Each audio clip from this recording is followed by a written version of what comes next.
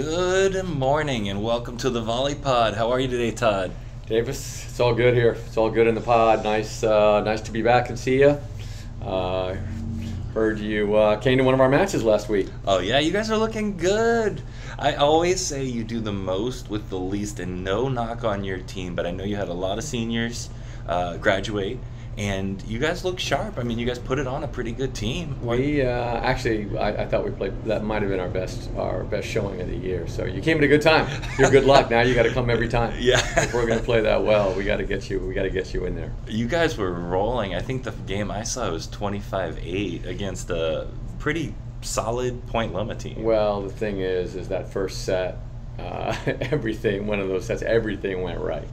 We got every clipper off the net, every little tool, everything was perfect. And then, after that it was a battle. We won in 4, but it was it wasn't easy by any means. So it was, talent-wise, we're small. Yeah, but your freshman middles or your younger middles are making it work. You're staying with your fast offense. Yeah, we're trying. Yeah, 2-person serve receive. Yeah, that's pretty cool. So, we're doing some stuff. But anyways, skill. What do you have for us today? I think you're starting off with a skill. So the skill of the day is a coaching skill. It's how to give feedback, and this is really more of an art than a skill, although there is some science to it. I think the best coaches know how to give feedback the best. And by give feedback the best, there is no specific correct way. What really matters is how the athlete takes it. Yep. And I think this is a great topic. First of all, when I heard what you were doing, I said, "Hey, this is awesome. We got to talk about feedback because it's huge." It's huge, and I think we have this misconception that if we say things, that they happen because we're the coach, and that's just not the case necessarily. So how we provide feedback is really, really important. So I'm going to get into some things. Again, this is not an exhaustive list. These are just ideas really for people to think about, and some things that I've taken with me over the long course of my coaching career. So the first one is a bit contrary to what a lot of coaches do. What most coaches do is error detection, right? Error detection and correction. And what I believe and what science shows is that detecting errors really doesn't do that much for their progress towards avoiding errors. It's more like, can you detect the error and then give them something to do to be more efficient than the error, as opposed to pointing out the error. So sticking with the positive. Stay positive. And it's so hard. And even if you can just frame things as a positive, instead of saying don't swing your arms, you say have a quiet platform or minimize your swing. Just simply the verbiage we know is impactful on the learner. So that's a really cool one. And just switching from the idea of error detection to catching them finding it, doing it right. Right? So that's an important one. Then I love this one. So this one was a really cool one I got during my little study for preparing for this pod. There's a kind of key difference between management and leadership. Leaders understand that the focus should be the goal, while managers focus on how you get there. And I really think that we need leaders, right? There absolutely has to be a path, and we do need managers. But I think the best coaches give them this vision of what it should be, and then have them figure out their way there, as opposed to dictating the way there. Yeah. I think a lot of this is good. I don't know if you're going to get into video.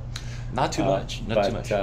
When you look in, I'm trying to always. I used to, get into a bunch of error detection video, and now I'm into, hey, this is how we want to look. Yes. This is how we want to look. This is our offense clicking. This is the rhythm we want. And so showing them some back-to-back clips there.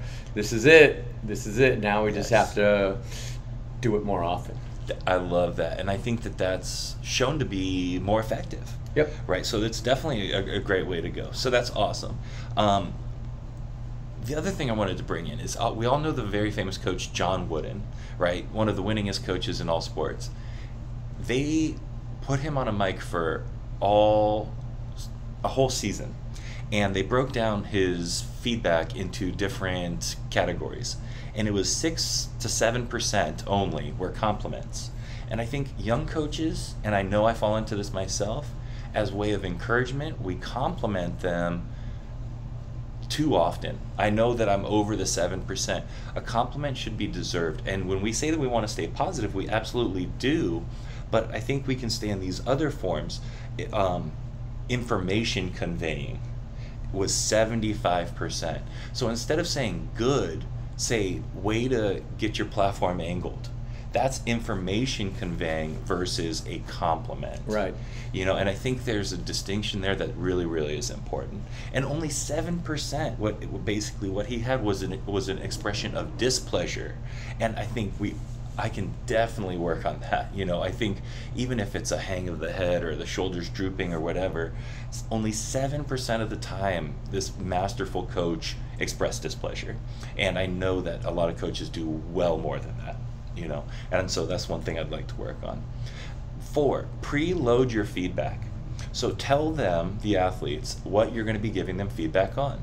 So for example, in this drill, we're going to be working on getting to your base and releasing, to your, drop spot and getting a read. And then you coach on that. So they are prepared. It's so easy to get out of that. Single item focus is what I call it. Yes. I've read about it somewhere and use that now. But it's so easy to get caught up and get distracted and be giving all different feedback. And Absolutely. It's not bad feedback. No. It's just not your single item focus. Exactly. So it's so random. And it can be distracting to what you're actually trying to achieve. Yep. Right? And so Exactly. in this drill, we'll be giving you feedback on whatever it is, and then that way they know what to attend to and they can make that their priority. And they're still playing volleyball, but it's just not the focus at the time.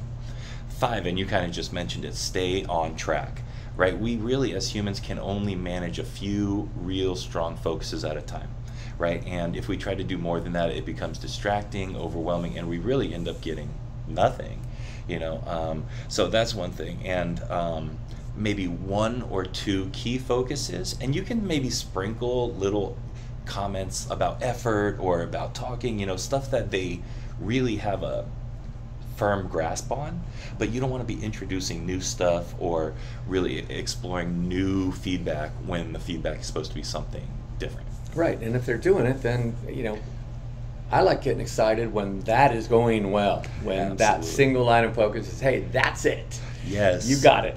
Well, absolutely. And so that brings me to this other one. Anchor their best attempts. Even if it's not exactly what we wanted that day, if they're getting there, anchor their best attempts with an emotional response of excitement and joy and, showing them like, yes, giving them a high five. This is actually quite more meaningful to them than they act like sometimes. They try to be cool. And also, it actually is really beneficial because what we want is for them to reproduce that good thing more and more, right? Not to just keep error correcting and keep error correcting.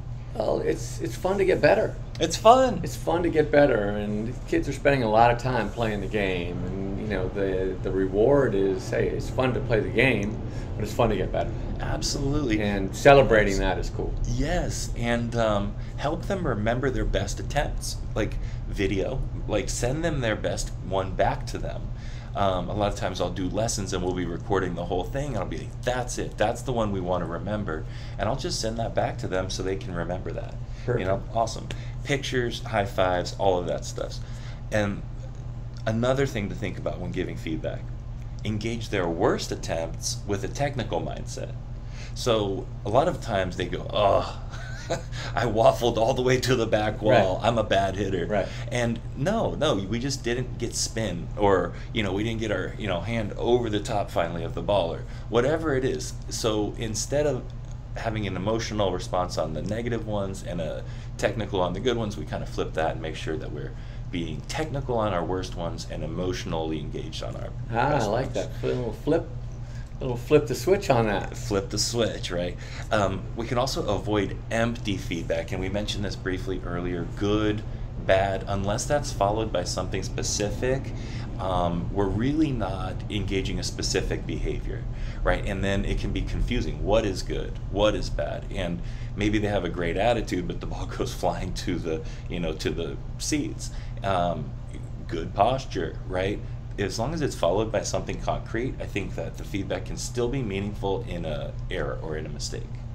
Yeah, I'm a big fan of the good errors, bad errors too. Yes. And so, hey, if they're hitting the back wall, that means their hand's moving fast. Yeah. And we want big errors, especially when you're trying to improve. You got to go for it. Yes, I love it. And we could frame things as getting things closer to their goal, as moving us closer to their goal, or moving away from their goal, right? Like you just mentioned, having a fast arm, we're moving closer to our goal of booming big swings. If they're just, roll shotting all the time, we're moving away from that goal. So love that. And then, convey optimism in the growth mindset. These kids are really trying, and we need to convey that they will get it.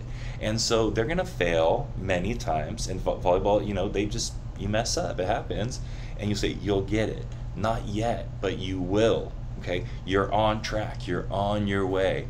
And I think the more we can say that, it actually, especially when they're in the growth portion where they're struggling with their own belief that they can do it, right? You're on track. You can do it. I believe in you. Not even I believe in you, but this is the right track. Yeah, it's that coach as purveyor of hope. Yes. That purveyor of hope that, hey, good things are right around the corner. Yep, absolutely. And I will add, though, we talk a lot about optimism and conveying optimism. There is a time to be critical, of course, and we have to be critical as coaches. I would definitely be critical of them on anything related to safety, anything related to team spirit and attitude, anything culture-wise. And I would stop and reframe if they're not attending to our focus, or if they're being critical as opposed to being forward-thinking. So there is a time to be critical of them, and you just want to make sure that you're having a great awareness. Now, the best coaches do this masterfully, right? I've seen...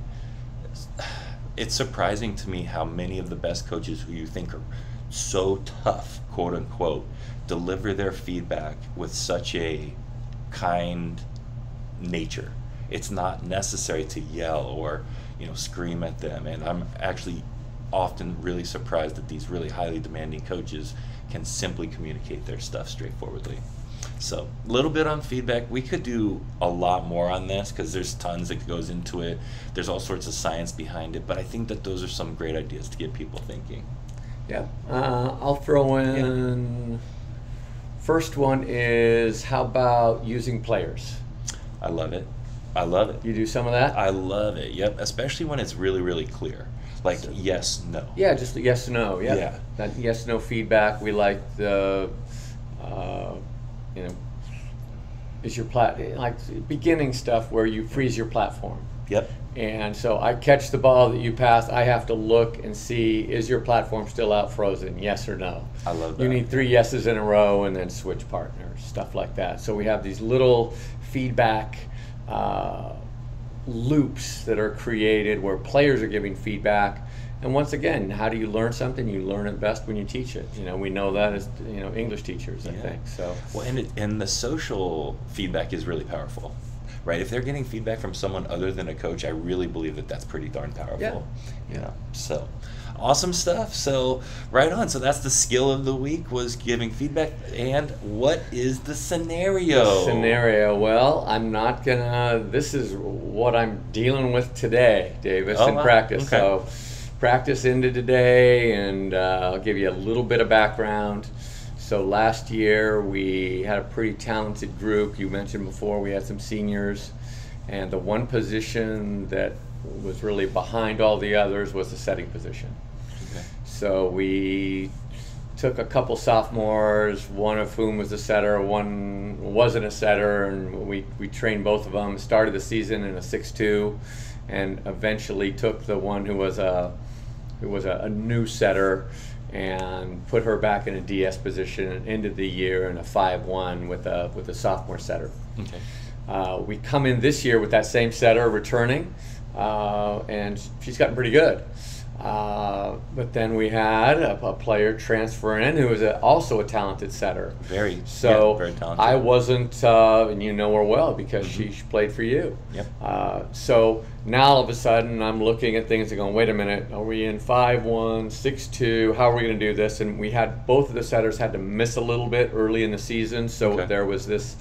So I really started in a 5-1 with my returning setter, who obviously I'm a little more comfortable with her because we worked all last year. But I have this other setter, so now I'm saying, wait a minute.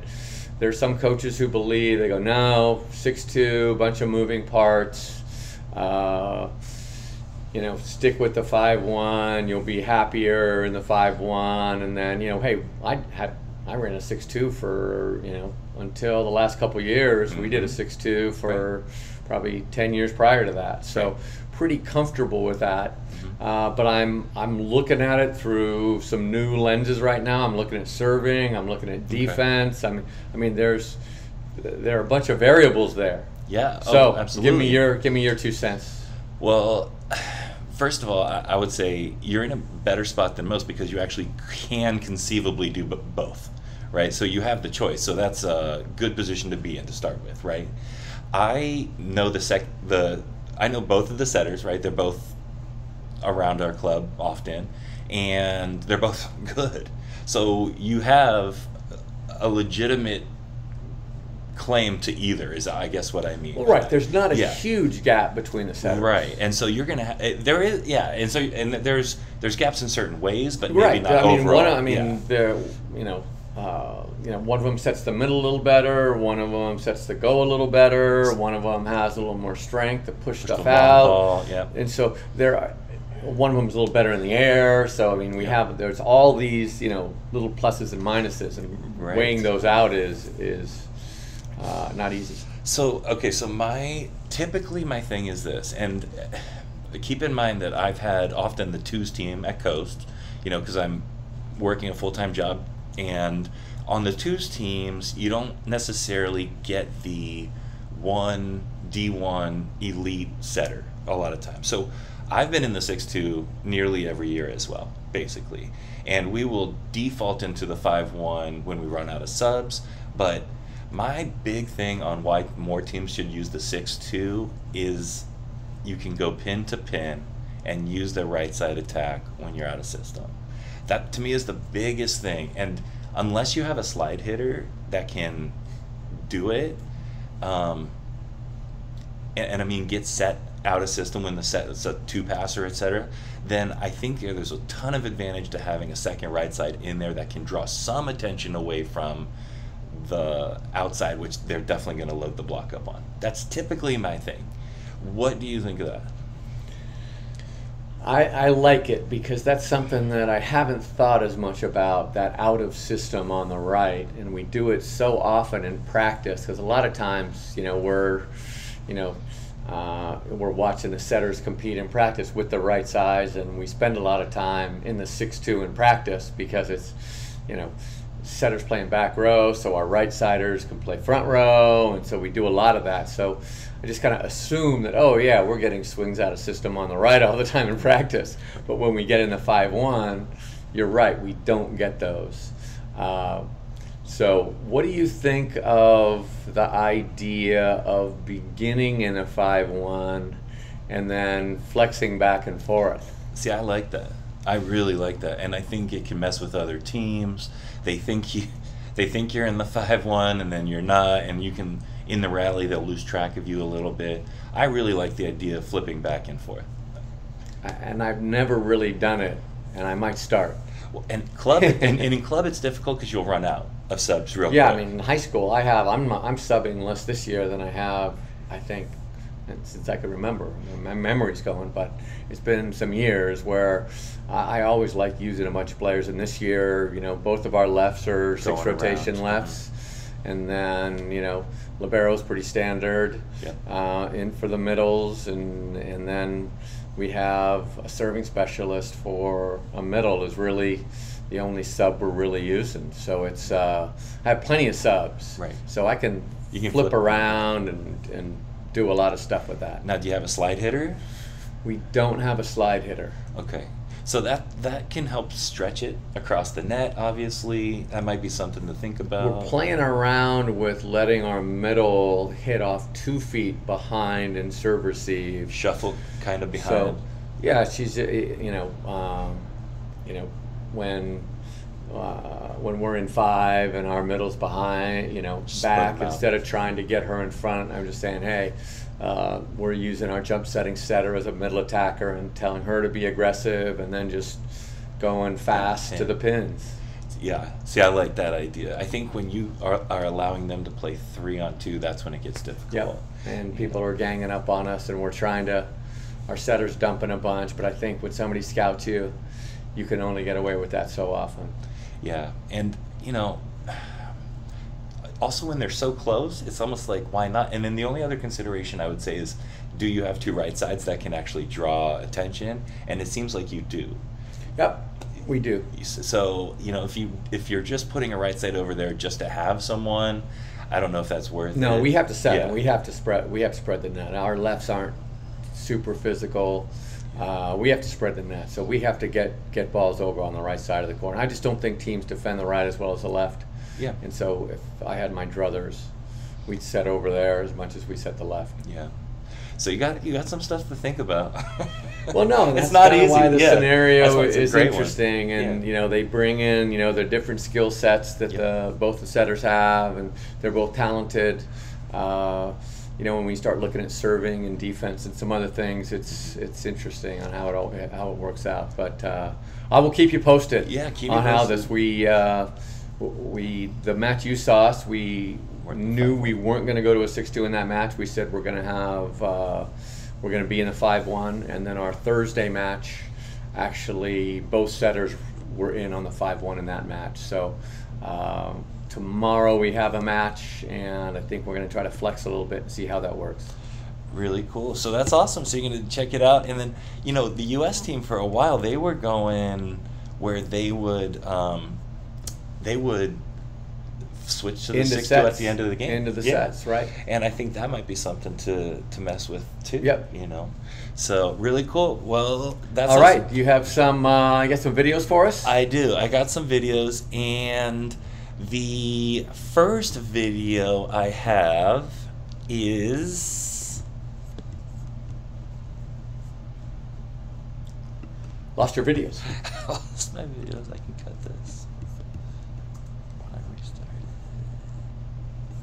What's this right here?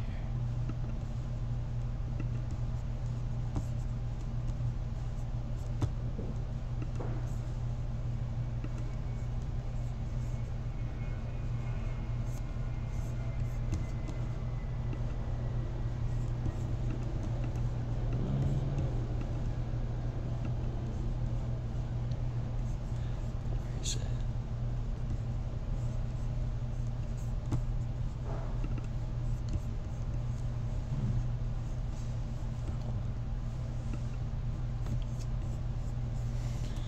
Sorry.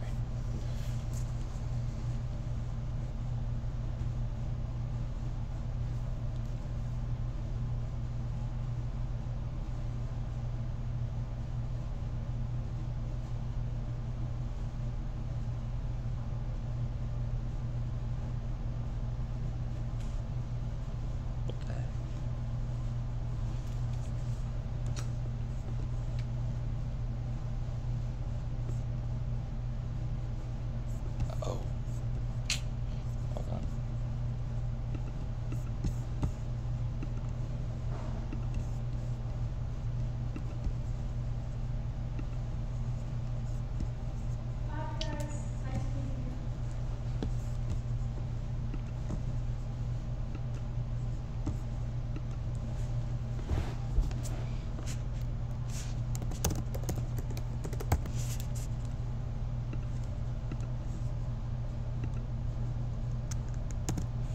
You still recording? Yeah, but I might need to stop it here. Actually, hold on. In fact, let's just. Let me just stop it. I think when I reset it, I changed it over. Hold on 1 second. So I get some of my stuff sent, because when I was logging in with Jill initially, we didn't have the VolleyPod Gmail, so I get some of it sent there, so that's why it's annoying though.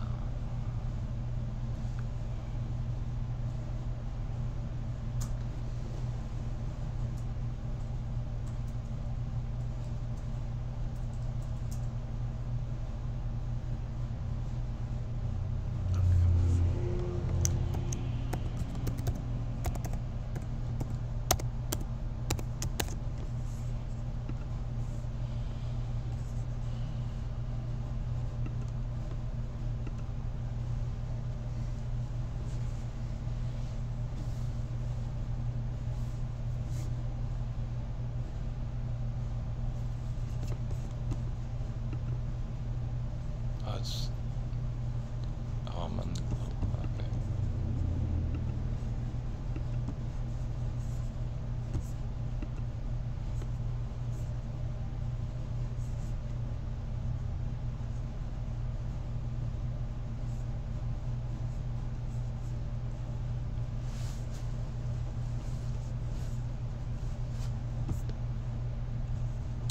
What in the world? Here it is. Choose Louise. Okay.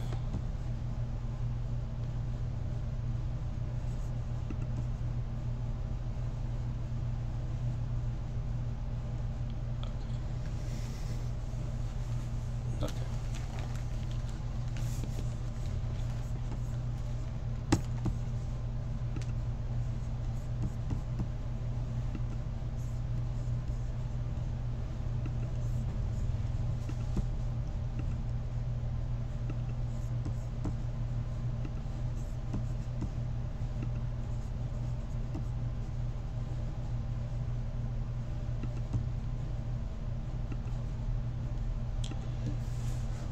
All right, so we got the videos for today, and the first video is about error correction, and it's 8 keys to giving feedback that benefits your players. It's a blog, and it's from Coach Dunning, Coach Mattox, and Coach Karai. 3 pretty good coaches.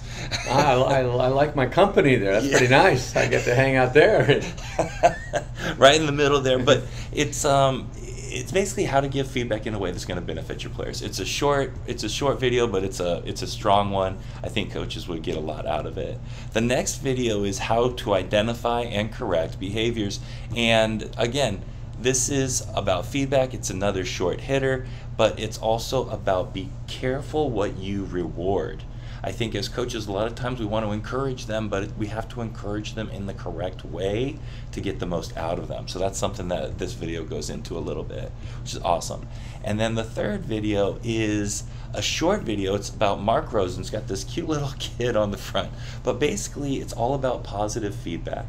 And Mark Rosen, if you know, he's one of the top coaches at Michigan, and they've got a killer program, but he's very positive, and he's basically pointed out that you can still reach a high level being positive. I love it. Good stuff. Yeah, those are the videos for the day. So what is the resource of the week? So the resource of the week is I'm going to throw you a little curveball, because it is a daily newsletter that I subscribe to. Okay. It's free. Okay. And it's called The Daily Coach. Oh, wow. Never heard of it. Well, you have to check it out. I know. So every day they send something. A couple days a week they have, I think Sundays are always a little different, but they give a little coaching tip, little coaching scenario. A lot of it has to do with current events. Okay. So let's say when Bill Russell, the Hall of Fame basketball player and coach, passed away, they would do a little blurb on Bill Russell's leadership style as a coach. Okay. Today's, speaking of positive, is they share a little Twitter video on here of Mac Brown, who is a coach in North Carolina. They won their football game the other day, 63-61. Yes. And he's a 71-year-old guy who's dancing with his football team after this win. Yes. And it goes on to talk about the idea of celebrating. So and the cool. idea of coaches enjoying those good moments, because we have high standards. We're always wanting to get a little better. Yes. But hey, can we share the joy? So cool. If you can check out that video if you ever get a chance, it is enjoyable. So we hit a lot of great stuff today. We talked about giving feedback. We talked about, whether we should run the 5-1 or the 6-2. We didn't really decide, but we had some good food for thought there.